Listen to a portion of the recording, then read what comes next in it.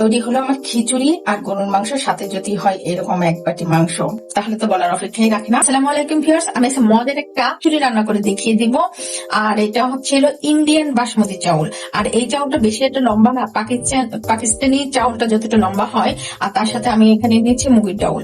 আমি এই চাউলটা দিয়ে সুন্দর একটা খিচুড়ি রান্না করে দেবো, সাথে থাকবে গরু মাংস ভুনা। তো এখন আমি চাউল আর ডাউল দিয়ে একসাথে ভিজিয়ে রাখবো। এখন আমরা ডাইরেক্টলি চুলায় চলে যাই। চুলায় যাওয়ার আগে চাউলটাকে একটু দেখিয়ে দেই। চাউলটা কতটা সুন্দর, আমাদের ভাতের চাউলের মতোই কিন্তু একটু লম্বা। আমি চুলায় একটা প্যান বসিয়ে দিচ্ছি, তার ভিতরে আমি সরিষা তেলটাকে নিয়ে নিচ্ছি। তেলটা অলরেডি গরম হয়ে গেছে, আমি এর ভিতরে শুকনো মরিচটাকে দিয়ে দিচ্ছি।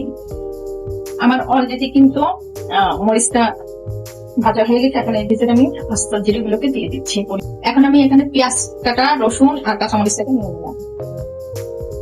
আস্তে আস্তে করে আমি বাটা মশলাগুলো নিয়ে নিচ্ছি। আমি পরিমাণ মতো একটা আদা বাটা নিয়ে নিলাম, রসুন বাটা নিয়ে নিলাম, জিরে বাটা নিয়ে নিলাম। কথা মশলা দিয়ে সুন্দর করে পেঁয়াজ মরিচটাকে একটু কষিয়ে নেবো 1 থেকে 1.5 মিনিট। পরিমাণ মতো লবণটাকে নিয়ে নিলাম, আমি পরিমাণ মতো হলুদের গুঁড়িটাকে নিয়ে নিলাম, ধনিয়া গুঁড়িটাকে নিয়ে নিলাম।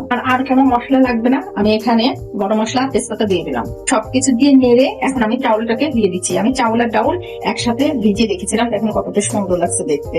এখন চাউলটা দিয়ে সুন্দর করে আমি চাউল আর ডাউল দিয়ে একদম কষিয়ে নেব, সুন্দর করে একটা ভুনা ভুনা ভাব করে কষিয়ে নেব। আর বেশি কষানো যাবে না, কারণ চাউলটা তাহলে ভেঙে যেতে পারে। আমি জাস্ট 1 থেকে 1.5 মিনিট কষিয়ে নেব। আমি এখানে চাউল আর ডাউল মিলে প্রায় 1 কেজির মতো চাউল ডাউল নিয়ে নিয়েছি। আমার কষানো হয়ে গেছে। এখন আমি গরম পানিটাকে দিয়ে দিচ্ছি। আমি পানিটা আগে থেকে গরম করে নিয়েছিলাম। যেহেতু আমার চাউল ডাউল 1 কেজির মতো, সেক্ষেত্রে আমি 2 কেজি পানি এখানে অ্যাড করে নিলাম। এখন আমি খিচুড়িটাকে সুন্দর করে ঢেকে দিই। খিচুড়িটা কিন্তু অলরেডি বলক এসে গেছে। আমি আলতো করে নাড়া দিয়ে দিচ্ছি, কারণ যেহেতু একটু বাসমতি চাউল, বারবার ঘন ঘন নাড়া দিলে চাউলটা ভেঙে যেতে পারে। আমি সুন্দর করে নাড়া দিয়ে লবণটা চেখে দেখে একদম আমি ঢেকে রাখবো, ফুটা পর্যন্ত অপেক্ষা করব। তো আমার খিচুড়িটা কি অবস্থা দেখি। খিচুড়িটা কিন্তু অলরেডি হওয়া একটা ভাব এসে গেছে। খিচুড়িটাকে একদমই দিয়ে দিচ্ছি। মাংসটা খুবই সুন্দর সিদ্ধ হয়ে গিয়েছে।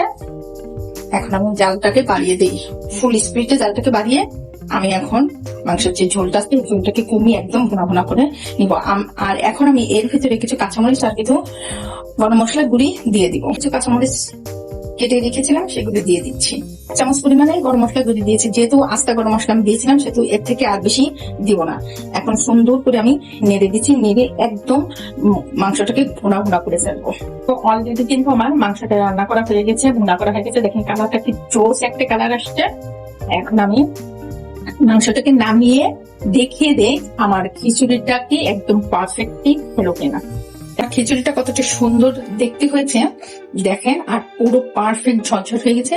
আমি আরেকটা নাড়াতে দিই। আমি দমে বসিয়ে দিয়েছিলাম, দেখেন সুন্দর একদম পোলাওর মতো ঝরঝর ঝরঝর হয়ে গেছে। এখন আমি খিচুড়ি আর মাংসটাকে সুন্দর করে পরিবেশন করে দেখিয়ে দিচ্ছি। একদম পারফেক্টলি হয়ে গেছে, এখানে আর কোনো কিছুই বাকি নেই হওয়ার। ঝুরঝুর হয়ে গিয়েছে, কতটা সুন্দর দেখতে হয়ে গেছে। এখন সবকিছু পরিবেশন করে দেখিয়ে দিই। তৈরি হলো আমার খিচুড়ি আর গরুর মাংস, সাথে যদি হয় এরকম 1 বাটি মাংস, তাহলে তো বলার অপেক্ষাই রাখে না। তো আপনারা যদি আমার চ্যানেলে নতুন হয়ে থাকেন, প্লিজ আমাকে লাইক, কমেন্ট, শেয়ার করবেন, কমেন্টস করে জানিয়ে দেবেন। আর আমার রেসিপিগুলো আপনাদের কাছে কেমন লাগে আমাকে সাবস্ক্রাইব করবেন, আমার পাশে থাকবেন। ফেসবুক থেকে দেখে থাকতে একটা লাইক করবেন, আর ইউটিউব থেকে দেখে থাকতে একটা সাবস্ক্রাইব করবেন। তাই এত সুন্দর মজার খাবার যদি গরম গরম খাওয়া যায়, তাহলে তো বলার অপেক্ষা রাখে না।